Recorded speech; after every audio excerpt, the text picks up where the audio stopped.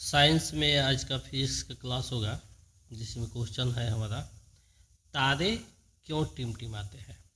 अक्सर आप लोग देखे होंगे कि रात के समय जब हम छत पर सोते हैं तो सीधे आसमान की तरफ देखते हैं और तारे हमें टिमटिमाते हुए नज़र आते हैं। तो ऐसा क्यों होता है, अक्सर एग्जाम में ये रिपीटेड क्वेश्चन है, बार बार पूछता है और वेरी वेरी इम्पोर्टेंट है। इसके आंसर को हम लोग देखते हैं। ग्रह तारों की अपेक्षा बहुत नज़दीक होते हैं, समीप होते हैं, अतः इनसे इतना पर्याप्त प्रकाश मिलता है कि वायुमंडलीय परतों के घनत्व के अस्थायित्व के प्रभाव के चलते प्राप्त किरणों की संख्या में अपेक्षाकृत कमी आती है और वे लगभग अस्थायी रूप से चमकते रहते हैं। तारों से चलने वाले प्रकाश किरण वायुमंडल के विभिन्न घनत्व वाले परतों से गुजरने पर किरणों के पथ में विचलन होता है और तारे का प्रकाश विभिन्न क्षणों में अपवर्तित होते और तारे टिमटिमाते नजर आते हैं। नहीं समझ लिए? तात्पर्य यह है, कहने का मतलब कि जो तारा होता है, स्टार होता है, वो ग्रह से बहुत नज़दीक होता है, जिसके कारण क्या होता है, वायुमंडल में विद्यमान जो हवाएं चलती है तो हम लगातार उसको देखते हैं और उस बीच में हवाएं आती जाती रहती है। तो क्या होता है, वे टिमटिमाते हुए नज़र आते हैं। इसका ये वायुमंडल का ये भी इसका मेन रीज़न है कि वायुमंडलीय हवाओं के आने जाने से हमारा आँख एकदम सही डायरेक्शन में देख रहा होता है और बीच में वो डिस्टर्बेशन होता है, तो लगता है कि तारे टिमटिमा रहे हैं, लेकिन ऐसा नहीं होता है। You understand, you better understand. Next question है, सूर्योदय के समय सूर्य लाल क्यों प्रतीत होता है, लाल क्यों दिखाई देता है। देखते हैं अक्सर हम लोग कि सूर्योदय के समय कि प्रकाश का जो कलर होता है, रंग होता है, वो लालिमा युक्त होता है। ऐसा क्यों होता है? सूर्योदय और सूर्यास्त के समय सूर्य हमसे काफ़ी दूर आता है। देखिए, ये जो सनराइज और सनसेट, दोनों का जो टाइमिंग है वो हमसे बहुत दूर पर सूर्य होता है। ये दोनों टाइम में, बाकी समय हमारे पास होता है। इससे आने वाले प्रकाश वायुमंडल के मोटी परत से होकर दर्शक के नेत्र तक पहुंचता है। दर्शक यानी हमारे नेत्र तक पहुंचता है। इसके रास्ते में पड़ने वाले वायु कणों के सूर्य प्रकाश के पथ के लंबवत नीले किरणों का अधिकतम भाग प्रकीर्णित हो जाता है और दर्शक को प्राप्त किरणों में से नीला रंग गायब मिलता है। अतः दूर से आने वाले प्रकाश नीले रंग के गायब होने के कारण लाल दिखता है। अतः सूर्योदय और सूर्यास्त के समय सूर्य लाल दिखता है। इसका मेन रीज़न आप तो समझ लीजिए। ये तो भाषा है, जैसे हम एग्ज़ाम में लिखेंगे, लेकिन जो समझना है उसको हम लोग समझेंगे कि जब सूर्य की किरणें निकलती है तो इसका पहला रीज़न है कि वायुमंडल का एक मोटी परत होता है। ठीक, तो जो उसमें का नीला कलर रहता है वो प्रकाश के अधिकतम भाग पर प्रकीर्णित हो जाता है, जिससे वो धीरे धीरे नगण्य हो जाता है और सामने नहीं दिख पाता है। तो उसके बाद जो लालिमा वाला कलर है वो डायरेक्ट दिख जाता है। यही इसका कारण है कि वो लाल दिखता है। नेक्स्ट क्वेश्चन है, रेलवे सिग्नल में लाल रंग का यूज क्यों किया जाता है, लाल रंग का प्रयोग क्यों किया जाता है।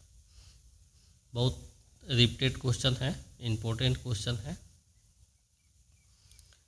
देखेंगे, लाल रंग का तरंगदैर्ध्य सभी रंगों से अधिक होता है। चूँकि हम पढ़े भी हैं कि जो रेड कलर होता है बाकी कलर से उसका जो तरंगदैर्ध्य होता है सबसे अधिक होता है, अतः लाल रंग के प्रकाश का विचलन सबसे कम होता है, यानी विचलित कम होता है। यही कारण है कि रेलवे सिग्नल का प्रकाश का रंग लाल होता है। कि रेलवे जो क्रॉसिंग में हम लोग नहीं जाते हैं, कहीं भी जाते हैं तो सिग्नल गिर जाता है तो वहाँ रेड लाइट जलता है और वह रेड लाइट दूर तक दिखाई देता है, इसलिए इसका यूज किया जाता है। बाकी कलर का यूज अगर हम करते हैं तो वो नज़दीक तक ही रहेगा, फैल जाता है, इसलिए उसका यूज नहीं किया जाता है। समझ लिए, आगे देखते हैं। अगला क्वेश्चन है, निकट दृष्टि दोष किसे कहते हैं, इसके क्या कारण है, इसके संशोधन की विधि को सचित्र समझाएं। दूसरी तरह से भी क्वेश्चन पूछ सकता है कि साफ चित्र द्वारा निकट दृष्टि दोष का वर्णन करें। आंसर होगा इसका, निकट दृष्टि दोष से पीड़ित व्यक्ति दूर की वस्तु को साफ साफ नहीं देख पाता है। इसके लिए दूर बिंदु अनंत से कम होता है। यह दोष दो कारणों से होता है। पहला, नेत्र लेंस तथा रेटिना के बीच की दूरी बढ़ जाने से। दूसरा, नेत्र लेंस की फोकस दूरी घट जाने के कारण प्रतिबिंब रेटिना पर नहीं बनकर रेटिना के सामने बन जाता है। तो इसी कारण से ये दृष्टि दोष होता है। तो इसको हम दूसरे लैंग्वेज में समझ सकते हैं कि जब हमारी आँख दूर की वस्तुओं को स्पष्ट रूप से नहीं देख पाती है, इस घटना को निकट दृष्टि दोष कहते हैं। और इसका फिगर बना दीजिएगा आप लोग, जैसे कि इसमें दिखाया है। और आगे देखते हैं, इसी में उपयुक्त क्षमता के अवतल लेंस को आँख के पास रखकर इस दोष का संशोधन किया जाता है। ये जो दोष होता है निकट दृष्टि दोष, इसको दूर करने के लिए हम लोग कहाँ जाते हैं, आँख में तकल्लुफ़ होता है तो जाते हैं डॉक्टर के पास। डॉक्टर क्या करते हैं, हमको चश्मा देते हैं। तो हम कहते हैं, ए चश्मा पहनिए नु, तो खूब बढ़िया लौकता, बड़ा डॉक्टर साहब अच्छा दवाई करता है, कुछ ड्रॉप व्रॉप देते हैं। तो उस चश्मे में क्या होता है, उत्तल लेंस लगाया जाता है और उसी लेंस की वजह से हम अस्पष्ट देखते हैं। अनंत दूरी पर रखी वस्तु से आँख पर आती समानांतर किरणों को यह अवतल लेंस अपसारित कर देता है, जो चश्मे में होता है। इस अवतल लेंस से अनंत पर की वस्तु का प्रतिबिंब आँख से एक खास दूरी पर बनता है। इस दूरी पर के प्रतिबिंब को आँख आसानी से देख लेती है। इस तरह से आज के इम्पोर्टेंट क्वेश्चन में हम लोग सब्जेक्टिव क्वेश्चन को देखें। अब हम लोग देखते हैं ऑब्जेक्टिव क्वेश्चन को। ऑब्जेक्टिव में पहला क्वेश्चन है, मानव आँख के रेटिना पर कैसा प्रतिबिंब बनता है। आपका ऑप्शन है ए आभासी और उल्टा, बी आभासी और सीधा, सी वास्तविक, डी काल्पनिक। सही ऑप्शन होगा आभासी और सीधा। देखिए इसमें क्या होता है, आभासी और सीधा आपका ऑप्शन मिल गया, लेकिन अगर यहाँ काल्पनिक लिखेगा इसको भी सही है, यानी आभासी और काल्पनिक एक ही चीज़ है। तो आप लोग एग्जाम हॉल में बैठकर कन्फ्यूज मत होइएगा। समझ गए, आगे देखिए। नेत्र का रंगीन भाग क्या होता है।